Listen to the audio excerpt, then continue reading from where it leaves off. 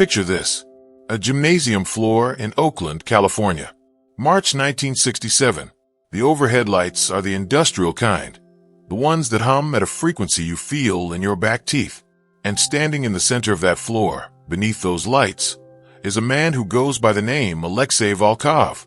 He is 7 feet and 1 inch tall, 289 pounds of muscle and scar tissue accumulated across 11 years of professional Greco-Roman wrestling. His arms hang at his sides like bridge cables. His shadow swallows the entire mat. And then there is the other man. He stands approximately 12 feet away, 5 feet 7 inches, 138 pounds on a heavy day, wearing dark slacks and a plain white dress shirt, collar open. He is completely still, not the stillness of someone frozen by fear, a different kind of stillness, the stillness of deep water, the stillness of something that has already decided. The crowd of 500 people packed into the Oakland Athletic Center is holding a collective breath they don't realize they're holding. Volkov takes one slow step forward. The smaller man does not move. For exactly 4 seconds, witnesses would count them later, replaying the moment over and over. Nobody in that gymnasium made a single sound. This is that story. To understand what happened in Oakland on the evening of Saturday, March 11th, 1967, you first have to understand who Alexei Volkov was, not the legend people constructed afterward, the real man. He was born in Kiev in 1938, the second son of a steelworker. His wrestling career began at age 14 in a Soviet youth program that operated less like a sport and more like a selection process for human machinery. By age 20, he had already competed in 3 international championships. By 25, he held a European Greco-Roman title in the heavyweight division, a division where the weight limit was, for many of his competitors, more suggestion than ceiling. By March of 1967, Alexei Volkov's professional record stood at 61 wins, 3 losses, and 1 draw.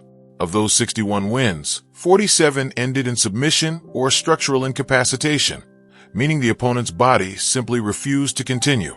His signature technique was a pressure hold he'd developed from classical Russian sambo, a grip that used his abnormal hand span, 9.5 inches across, to compress the trapezius and deltoid simultaneously, producing immediate muscular paralysis in the upper arm.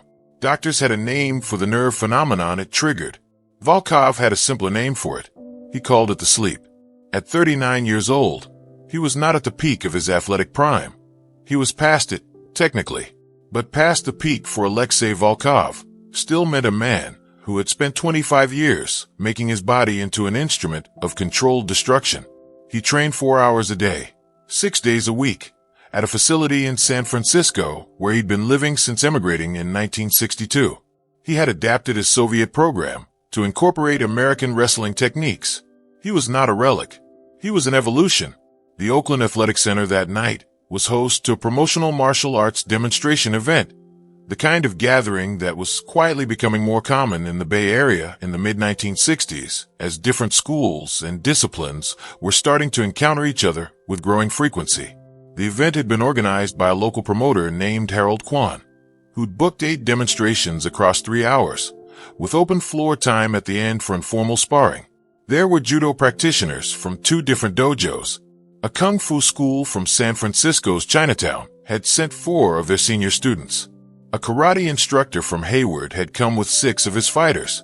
The gymnasium smelled of sawdust and floor wax, and the specific warm body smell of 500 people in a space built for 300. The overhead lights made the polished floor glow yellow. Outside, it was raining. Inside, the humidity from packed bodies had already fogged the high windows. Volkov arrived at 7:15, 45 minutes before the demonstrations began. He was not scheduled to perform. He had come as a guest, or so it appeared. Those who knew him better might have recognized the look on his face as he scanned the room. The calm, comprehensive assessment of a man who has spent his adult life calculating physical advantage in any space he enters. He sat in the 3rd row. He ate an apple. He watched. And here's where you need to pay attention, because this is the part that tells you everything about who Alexei Volkov was. He was not a bully. He was not cruel. In interviews years later, people who knew him would consistently use the same word, proud. He was profoundly, architecturally proud of what he had built across those 25 years. And that pride had a specific shape. It required acknowledgement, not applause, not fame. Acknowledgement from people he considered worth the bother. The martial arts demonstration world of 1967 was, to Volkov, populated almost entirely by people who were not worth the bother. He had watched kung fu masters who couldn't take a real grip. He had watched karate black belts whose power techniques dissolved the moment someone refused to fall down on cue. He had watched judo champions who were extraordinary within the rules of judo and helpless outside them. He watched the demonstrations that night with the patient, slightly contemptuous attention of a craftsman watching amateurs. And then the seventh demonstration began. He walked in from a side entrance at 8:43 in the evening. No announcement, no introduction from the stage. One of Harold Kwan's assistants simply opened a door near the equipment storage, and Bruce Lee walked through it. And the people close enough to see clearly, maybe 30 or 40 in total, felt the room shift in a way that was genuinely difficult to describe afterward. Not because he was large, not because he was visually dramatic, because of how he moved. Later, a physics doctoral student named Marcus Webb, who'd attended the event, would write in his personal journal, "The man walked the way falling water moves, without effort, without waste, everything exactly where it needed to be, and nothing anywhere else." Bruce Lee was 26 years old. He weighed between 135 and 140 pounds, depending on the week. He tracked it carefully, the way a precision instrument tracks its own calibration.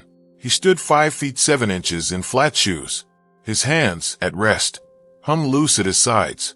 His dress shirt, white, was open at the collar. His dark slacks had a crease that somehow survived what must have been a rushed evening. But here's what the people in the first 3 rows noticed, the ones who were close enough to really look. His knuckles, the lateral surface of his right hand, the ridge of bone that runs along the index and middle finger's base, was calloused into what could only be described as geological, not the soft callus of someone who hits a punching bag 3 times a week.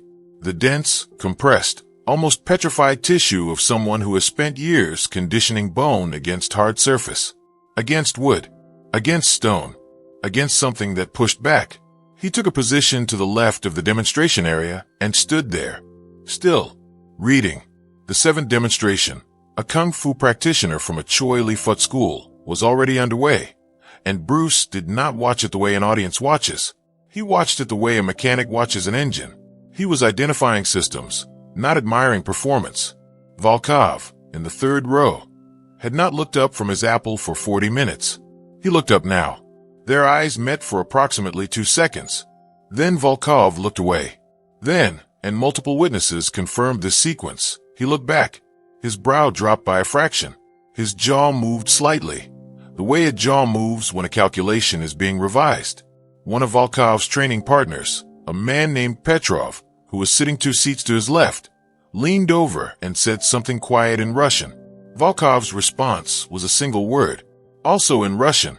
A Ukrainian-American woman in the row behind them, a Mrs. Daria Hrytsenko, who would later recount this to a journalist, understood both men perfectly. What Petrov said was, "That's the one they call the little dragon." What Volkov said back was, "Good." Not dismissive, not aggressive. A word that meant, now this evening has a purpose. The demonstrations concluded at 9:22. Harold Kwan took the microphone to announce the open floor session. Informal sparring, voluntary, respectful, and Alexei Volkov stood up from his 3rd row seat. He was 7 feet and 1 inch tall. In a room of 500 people, standing up was an announcement. He made his way to the edge of the demonstration mat, unhurried. The crowd opened for him, the way crowds open for large, certain things. He reached the edge of the mat and stopped, and he looked, across the space of 41 feet, across the bodies and the noise, at Bruce Lee. This is the part where the story might have gone differently. It very nearly did. James Lee, no relation, Bruce's close friend and Oakland training partner, was standing 3 feet to Bruce's left. He saw Volkov's trajectory before it arrived. He put a hand on Bruce's arm and said, very quietly, "We don't need this tonight." Bruce did not respond to the hand. He didn't move away from it. He simply waited.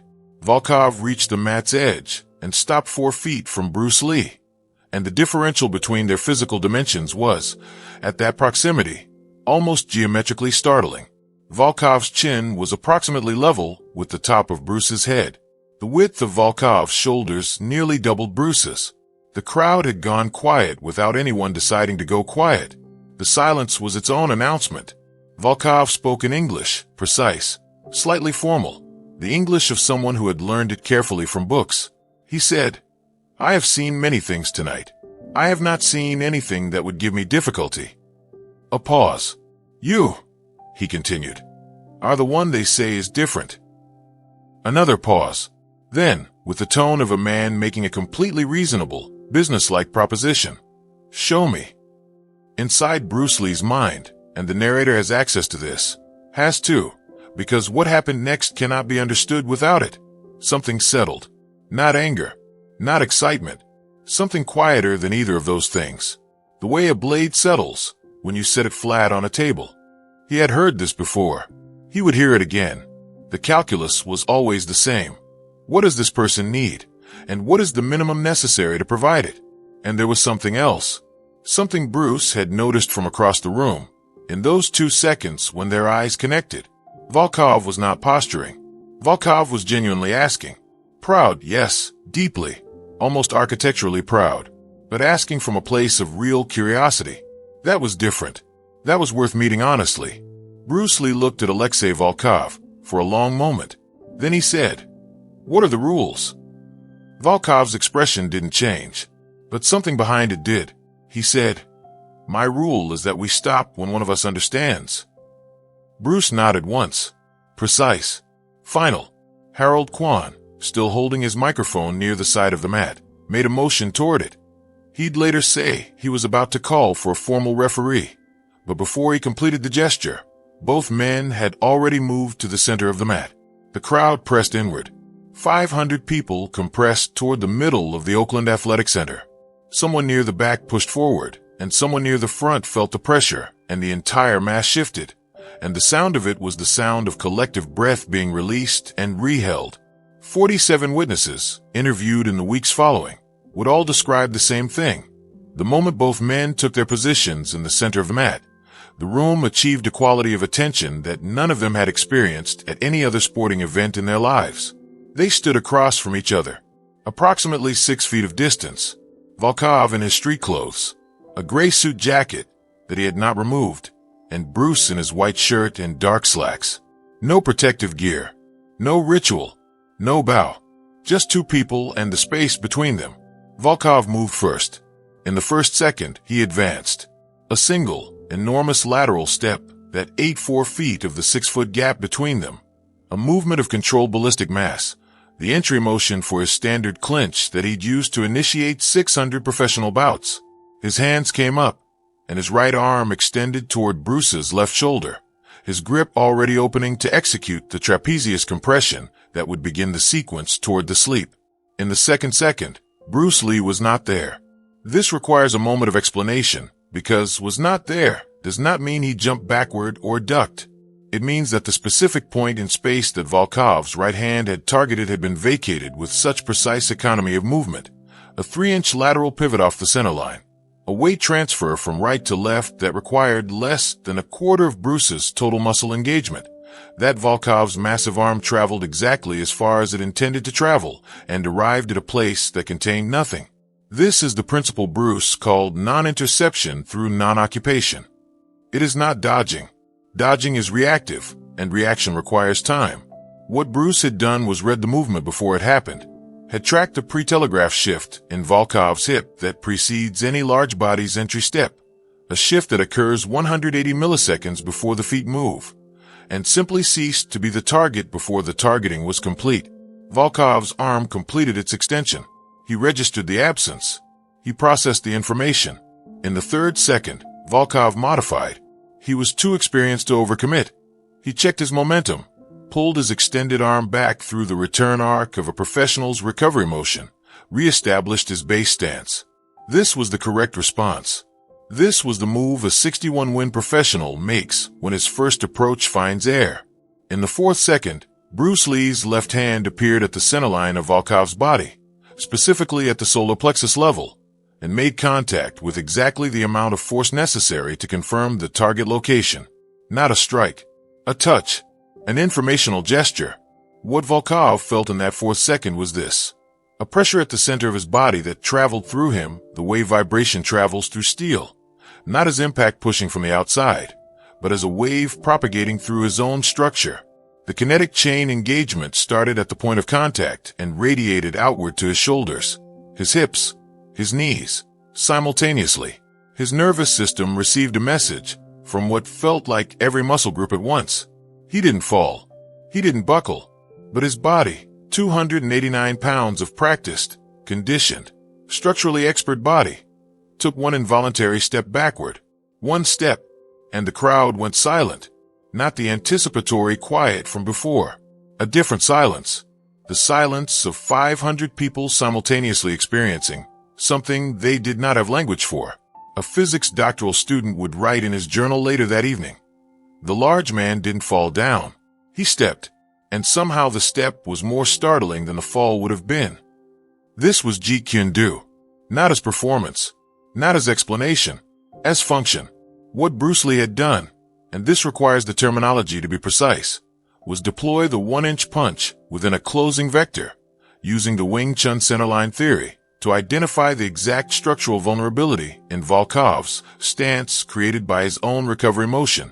The recovery motion that a 61-win professional uses after missing his entry step requires a specific hip alignment, a rotation back toward neutral that, for a split second lasting approximately 90 milliseconds, creates an internal structural gap directly on the body's central axis. Bruce had waited for that gap, had felt for it with the light contact of his left hand, and had delivered energy through it, not against Volkov's strength, through his own structural math. That's not a trick. That's physics made physical. Volkov stood with his back foot having landed in a new position, and he looked at Bruce Lee, and his face did something that 47 witnesses would attempt to describe over the following weeks. The closest approximation that appears consistently across their accounts was recognition, not defeat, not surprise. Recognition. The look of a craftsman who has been shown a technique he has never encountered and immediately understands it to be real. But here's where it changes. Because Volkov, 61 wins, 47 submissions, 25 years of professionalism, did not concede. He widened his stance. He adjusted his hip position. He incorporated the information. He came again. The second approach was different. He lowered his center of gravity by 6 inches, shortening his profile and reducing the reach differential that Bruce had exploited. He advanced more slowly, not tentatively, but with the patience of a man who has recalibrated. His hands came in low, seeking a grip on Bruce's waist and hip rather than shoulder. A different entry vector entirely, targeting a lower attack axis that would force Bruce into a defensive position below his own optimal striking range. It was a genuinely sophisticated adjustment. This was a real fighter solving a real problem in real time. In the next 2 seconds, Bruce Lee did something that the 47 witnesses would disagree about, because none of them could track it precisely at normal speed. The general consensus, reconstructed from fragmented individual observations. He flowed. Not stepped. Not dodged. Flowed, using the entering force of Volkov's lowered advance as a directional guide, accepting the direction of the pressure and redirecting his own body along it rather than against it, in the specific way that water redirects around an obstacle rather than accumulating pressure against its face. This was not a Wing Chun response. This was not judo. This was the specific philosophical physical synthesis that Bruce had been building since 1964, the thing he would eventually call Jeet Kune Do, which translates loosely as the way of the intercepting fist. But on this night it had no name yet. On this night it was simply what Bruce Lee did. His left forearm made contact with Volkov's incoming right arm at the outside of the elbow, a Chiso deflection, using the minimal counterpressure necessary to alter the trajectory by 12 degrees, and his right hand, following through with the economy of the chain, landed at the side of Volkov's neck. Not a strike. Again, not a strike. A placement. A demonstration that said, here is what could have happened here. Volkov stopped. In the exact center of the Oakland Athletic Center floor, on the night of Saturday, March 11, 1967, Alexei Volkov, 61 wins, 47 submissions, 25 years, 7 feet and 1 inch, 289 pounds, went completely still. His hands came down. The crowd did not applaud. They did not murmur. For 3 full seconds, the longest 3 seconds most of them would ever experience in a gymnasium, there was nothing. Bruce Lee stepped back. He had made his choice. The moment had reached its necessary point, and he chose, as he always chose, not to continue past it. What happened next was not public. It was witnessed, but it was quiet. Alexei Volkov turned to the edge of the mat, said something brief to Petrov in Russian, and then walked, not hurried, not shaken, with the measured gait of a man processing information, to the far side of the gymnasium. He stood near the east wall for approximately 90 seconds. Then he walked back. He walked directly to Bruce Lee, who had not moved from the center of the mat. The crowd had pulled back, giving them space the way water gives space to 2 stones sitting close together. Volkov stood in front of Bruce and looked down at him for a moment. Then he sat down on the mat. He sat cross-legged on the polished floor of the Oakland Athletic Center, like a man at a teacher's feet, and he looked up at Bruce Lee and said, "Explain to me what you did." This is the moment that separates what happened in Oakland from 1,000 other confrontation stories, because Bruce Lee sat down too, right there on the mat, cross-legged, facing Volkov. 2 men on a gymnasium floor, while 500 people held their position and held their breath and did not dare break whatever was happening in the center of that space. Bruce was quiet for a moment. Then he said, "You move with everything you have. Every step, full commitment. This is your strength and your training. For 25 years, this has been correct. But commitment has a shape, and anything with a shape can be read." Volkov said nothing. He was listening the way a man listens when he has decided to accept that he has something to learn. Bruce continued, "The moment you commit a direction, that direction exists. I do not fight the direction. I simply stop being inside it, and in the space where you expected resistance to be. That space is where I live." Volkov absorbed this. The gymnasium was so quiet that the rain outside, which had intensified, could be heard clearly against the high windows. He said, "This is what they call empty." Bruce looked at him. "Yes, in Russian tradition," Volkov said slowly, "we say, a grip that closes on nothing teaches the hand everything." And something passed between them, recognition, the kind that has no nationality and no style, the recognition of one craftsman encountering another's work and finding it real. "Be water," Bruce said. It was not a performance. It was the simplest way he knew to explain something that had taken him years to understand himself. Water does not fight the container. It becomes the shape of what holds it. And then, when the moment is right, it moves. Volkov reached into the breast pocket of his gray suit jacket. He removed a small pin, a Soviet Sports Achievement badge, circular, red enamel with a golden figure at its center, the kind awarded to athletes who reached the highest Soviet classification level. It was his. He had been carrying it the way some men carry a compass. He held it out. Bruce looked at it for a moment. Then he took it. No handshake. No bow. Just 2 men sitting on a gymnasium floor while the rain hit the windows, and the transfer of something that had taken 25 years to earn. 61 fights. 47 submissions. And then Alexei Volkov sat on a mat in Oakland and held out the thing he was most proud of. 1 lesson. Seconds to receive it. A lifetime to understand why. Alexei Volkov returned to San Francisco that night and did not compete again. Not because he was broken, not because he was defeated, because something had been rearranged inside him that made the competition format feel insufficient, a frame too small for what he had begun to understand. He spent the next 3 years studying, not wrestling, studying in the broad sense, in the way a man studies when his model of the world has been shown to have a gap he hadn't accounted for. He read Eastern philosophy. He traveled twice to Japan. He developed what he would eventually describe to his students as the principle of structural honesty. His own synthesis of what he had experienced on that mat in Oakland. The idea that any technique, regardless of how powerful, telegraphs its intention to anyone trained to listen for it. By 1972, Volkov had opened a small training program in San Francisco.